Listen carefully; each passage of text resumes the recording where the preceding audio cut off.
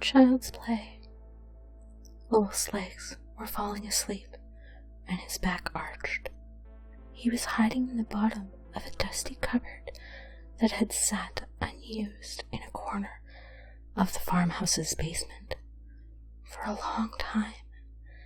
It was pitch black in the cupboard, and as hot as an oven.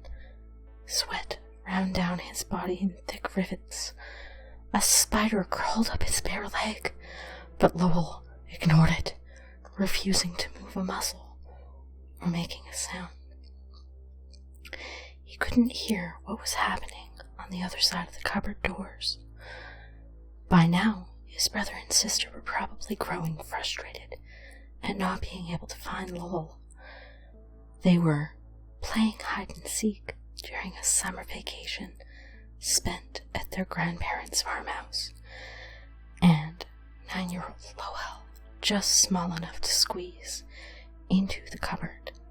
He'd been waiting silently for a very long time, and although he couldn't see or hear his siblings, he assumed they'd probably given up looking for him by now. Lowell pushed on the doors. They didn't budge. He pushed a little harder. They still didn't open. He rammed his shoulder against the wood, but nothing happened. That's when he started to panic. He kicked and pounded and yelled and screamed as loud as he could manage.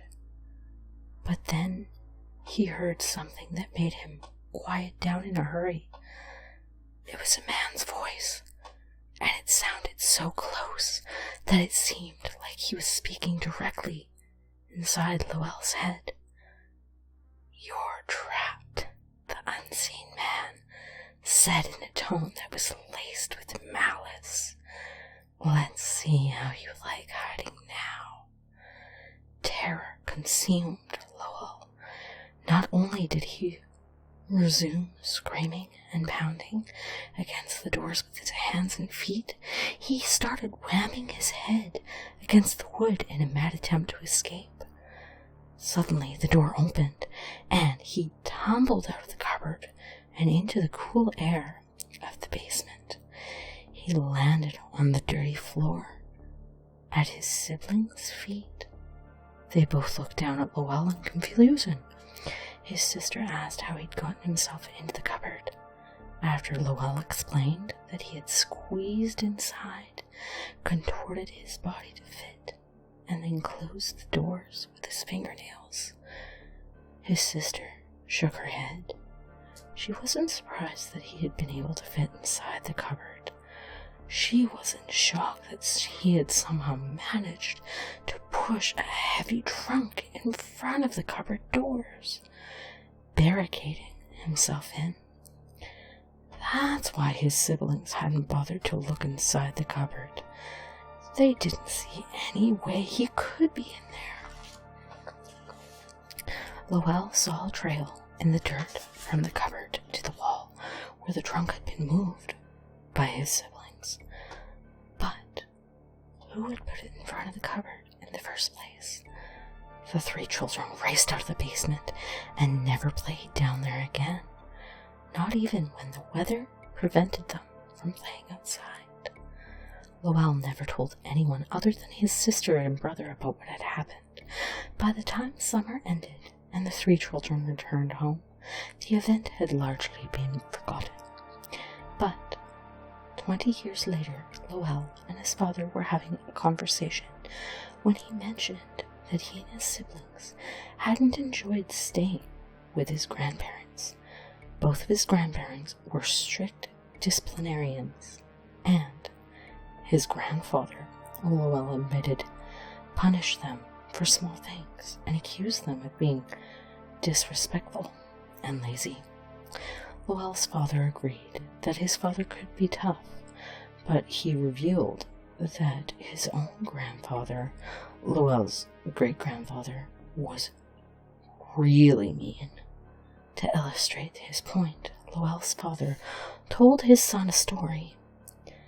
It was eerily familiar.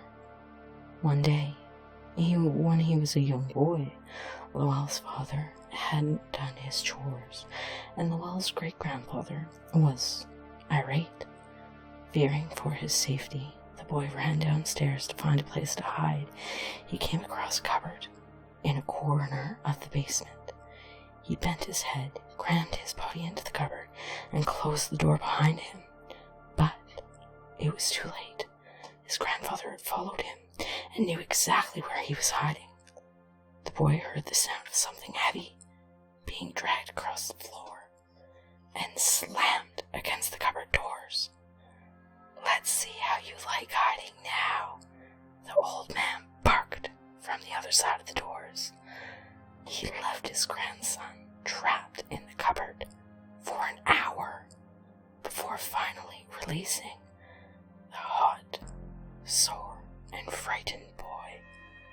When his father had finished telling this disturbing tale, Llewellyn kept his own similar story to himself.